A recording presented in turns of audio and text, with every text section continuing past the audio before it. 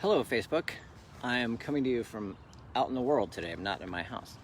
I am out at the intramural fields behind the University of Georgia, not far from the University of Georgia in Athens. There's not many people out here today, obviously. People are social distancing, I guess. People have been walking on the trails. I put up some pictures on Facebook about that. What I wanted to talk about a little bit was yesterday in live. In live yesterday, I mentioned a lot about emergent consciousness in the way that I did, talking about foundational in the universe. And one of the things that I mentioned during that was that we create our own reality. And so I want to talk a little bit about that, creating our own reality, and what we mean by that, and different ways that that's used. And then also, I've been thinking about a very simple thing that you can do. It's a hard thing, but it's simple to say. It's hard to do. That I'll talk about afterwards. That can really, I believe, impact the way that you move through your day and your life in general. So yesterday I talked about what I refer to as emergent foundational consciousness, which is the space that I cover, I focus on, and within that, as consciousness emerges in the universe, and then eventually gets to the point of evolution in the human species, and then we have conscious experience. That is the part that we still don't understand as to why that happens, because the same evolution and everything is present in so many other things, including rocks and the air and everything else. So within that, though, is where we have created reality.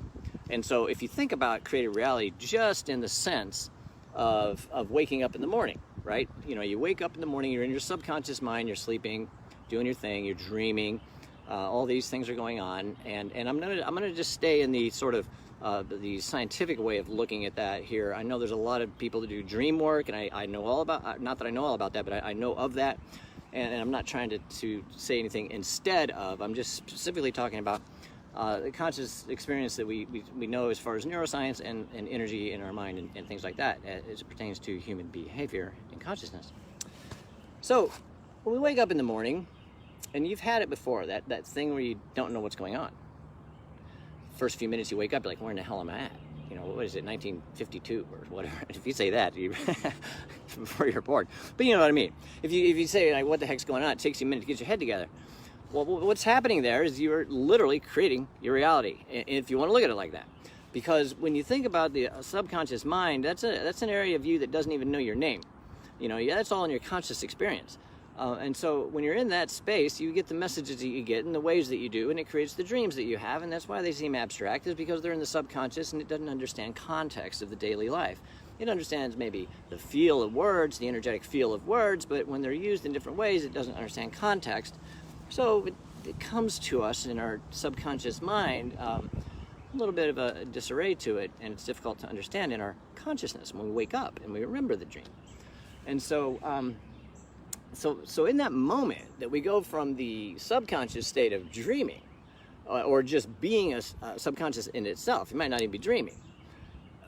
The split instant that you wake up, I am, right? Well, you're not even I am yet. You're just there. It's a clean slate of experience consciousness that then experiences the very first thing it does of whatever that is. And sometimes it happens so fast that you just simply wake up and you're there.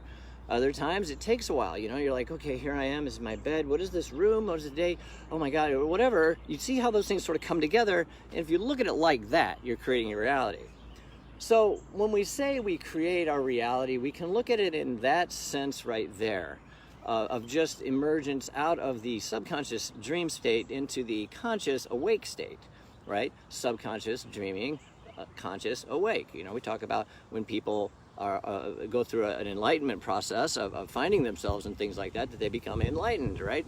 There's more light, there's more power, there's more energy. All those positive things are in that. That's why we say those words like that. These are very accurate words when you're talking about the flow of energy, by the way. But again, a lot of these words get used in so many ways that at times it becomes difficult to understand what maybe somebody is saying. So that's why I keep going back to the scientific approach that I do, because the way they use the words are very specific. They're the same words, but sometimes in our sort of spirituality and esoteric treatments of them, particularly when we get to some alternative healing types. When you get to things such as chakra work and shadow work and all these things, it's the same things. It's just called something different. You know, the subconscious mind could also be called the shadow, right? Because you're talking about something that goes on that's archetypal, right? So archetypal would be something that has a higher meaning that is above what is consciously available. That's what's happening when you're dreaming, in a way, if you want to look at it like that. These are these abstract things that do make sense, but not total sense. And so when you would have an archetype, you wouldn't have literally Joe the archetype. You would have this sort of feel, this energy. Now, of course, in spirituality, you could have a name to that archetype, and we do that too. And of course, Jung named his, however many he named, a couple of dozen of them, in the ways that he did. And that's where we get shadow work itself, because he referred to it as the shadow.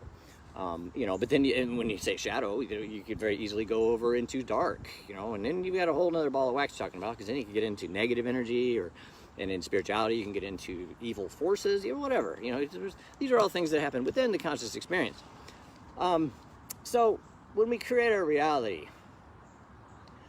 what are we creating? What are we doing? What are the choices are we making? You know, if you look at, when I talk about foundational consciousness, is foundational. I'm talking about the theoretical theory that's out there right now in data science and in analytical philosophy, that physical universe has the components, as I mentioned yesterday. I'll just briefly, real fast, of you know, matter, time, and space, and then magnetism creating the energy. And so that's foundational in the universe. There was nothing.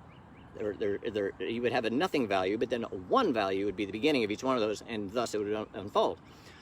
The reason that we're theorizing consciousness there as foundational, which is not accepted by science currently, is because it can't be proven, because nobody can answer the hard question of consciousness, is why is it important? Why does it happen in the human experience when it's not happening in other forms of life in the way that we know it? And then if you put it foundational, then you also put consciousness in everything in the universe itself. So this park bench that I'm sitting on here is conscious in that way, and that's difficult. And we're not there in this conversation, but all of these are created realities that come in the conscious experience. So however you want to look at those things, if we keep that 0-1 model of yes or no, you know, there are ways that energy either goes one way or the other way. Energy does not go multiple ways. The current flows in a given way. And so when you're talking about levels of energy, of experience, you could say, you could look at it like how much fuel you're hooking up to your car. The higher the octane, or the higher the power, or the torque, or whatever, gives you more power. It's a positive growth to go forward. If you have less of it, you slow down and you eventually stop when you get to 0. Again, 0 being nothing, 1 at least being a teens, a little bit. Teens, that's what I think Arlo Guthrie said at Woodstock. He told him to turn his amp up at teens. I think that's where I got that. Been with me a while, I think.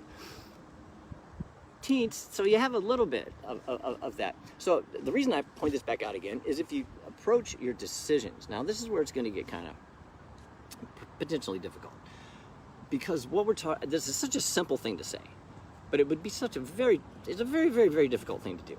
If you were to just have the approach of you're encountering other people, if you can say to yourself out loud, I like myself. You can say, I like myself. All right, well then let's change that to myself to I like people, right? Similar to the way that we can look at the Declaration of Independence and say all men are created equal, but now we say all people are created equal, which is what they originally meant, and we can discuss the merits of what they really meant for all day, but now we accept that as all people, not just all men. You know, similar way that we use men and women in proper names of titles of things like God and Goddess, things like that. In the Nordic pantheon, there are no goddesses. They're all gods. But in some treatments of the Nordic pantheon, people are called goddesses. People call Freya a goddess. Freya is a god according to the oldest way of looking at Nordic tradition. They were all just simply gods. There's no difference. But they did have male and female attributes, of course, but there wasn't a goddess, so to speak. That came later. So back to the thing of, okay, so I like myself, and now I like people. So that's one of the two things you head into your day with. I like people, right? I like people. The other thing is, okay, do you like choices? Do you like your own opinion? Do you like form your own opinion? Yeah, I do. All right. And you like people? Do you like other people? Do you like their opinions?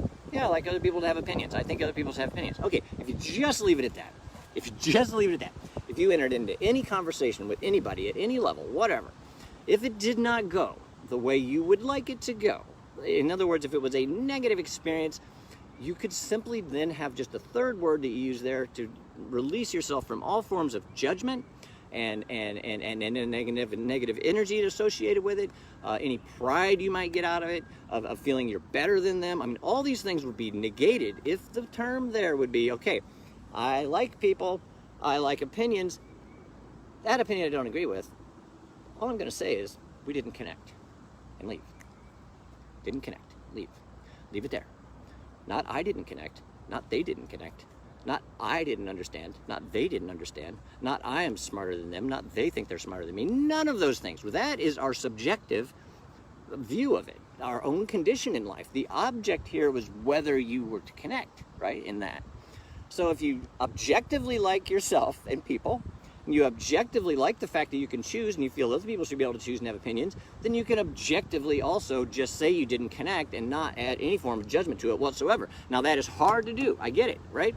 You know, if you walk up to somebody and say, you know, or you say there's somebody you want to have a relationship with, you know, hey, I'm really into you. What do you think? You want to go out and do something? If they say no, it's going to be hard just to say, oh, we didn't connect. You know, there's going to be some hurt feelings or whatever, you know, and then there's going to be other examples that are more, you know, where there's actual anger maybe involved. But again, we subjectively add that anger in when we validate it with our behaviors, right? You don't have to settle on people, you know, but you have to be able to have a presence within yourself to acknowledge that the world happens and that you're responsible for being in it. And that if this conversation is between me and another, I am 50% there. So why do I need to assign blame, judgment, any of it unless I'm just feeling so good about myself I want to do that? Now again, I get it. That's not really the realistic way that most people approach things. In fact, very few do, and nobody does fully because, you know, we all have our opinions and we do run into resistance with others because we feel that they shouldn't have theirs for whatever reason. That's our subjective reasoning of the object of what we disagree about. So that's a very easy way to do that, if you could. If you could just literally approach life, if I like people, people have opinions, to be connected. Yes, no, no, we didn't, yes, we did. Okay, now if yes, we did, you explore that, you keep going. If no, we didn't, perhaps you never see that person again. Who knows? You don't have to be a jerk about it. You don't have to be anything about it. You can just not connect. But we like to blame the world for our problems. That's the problem with accountability. You know, when we create that reality, when we engage that person in the world and they say the thing that we don't like and we call them a jerk, we're creating a reality now of us being mad. We're also probably creating all kinds of other subsets of reality. If it's probably going to mess up my day, I might be late, all these other things that then I'm going to be late because of him, victim. I'm mad because of him, victim. Oh my God, I would do it if victim, victim, victim, victim. Victim is the easiest thing to, if you can establish your victimhood, you are golden. You are not responsible. You lost the court case. Your boss is an asshole. Your wife cheated on you. All these other things. Nothing is ever me, right? The victim, the classic victim mentality. Huge payoff because there's no accountability in that whatsoever. Somebody doesn't like me because I'm black. Whoa. Fuck, Steve, I can't believe you said that. Sorry, I swore. That's a hard one. That's a hard one. But if you subjectively insert in there, you know why somebody's saying things. When you don't know anything about it, you're only adding you're creating your own reality. So if I don't say I don't like somebody because of any one thing, they have no reason for knowing why that thing is. And I forgot how I used the context of black, and I'm now kind of regretting that I did because I didn't mean anything by that. But the example being that when we say these things about others, we have different levels of our ability to do it. Okay, I just kind of don't like him. I totally freaking hate him. I totally freaking hate him because of his ethnicity. I hate him because of his ethnicity, his religion, and the fact that he's gay, right? I mean, we could go on all day with how we might feel about somebody. That's only important to us. It's only important to us. When we impose our force on other people and judge them and do those things like that, we are being a victim to them. We are letting them dominate us in the way that we are letting it, our mindset is becoming captive to this energy. We standing in that. We should be accountable for that. If we're accountable for that, we accept life as it is and we move forward. It's a fundamental line between sort of confidence and not having confidence, right? all these spaces in there. It's that victim mentality that comes with creating a reality around you of resistance among other things in front of you. You're resistant to this, you're resistant to that. And if this happens, it's because, oh, I know why I was saying. The only reason I said the black thing is because when people say, oh, they can't do something in society because of racism. Yes, racism is there. But when you say it like that, it's limiting you in that respect. And I'm not focusing on just them. I mean, I can say that for myself. I can say, well, Steve, you're so into harm reduction in drug and alcohol. You're okay with needle exchanges. You're okay with handing out condoms in schools. You're okay with the rights of sex workers and all these other spaces that most of the clinical space is not supportive of. So I say, I can't stand them. I got to leave. They're not good enough for me. And that's basically what I did, right? I'll admit it. I didn't like that. I didn't like that energy. I like these other spaces. I think these spaces need to be tended to in the way that I feel I might be able to help. So yeah, I do it too, right there. I'm a victim of the structure of the United States' version of mental health today, right? Poor Steve, right? Well, whatever.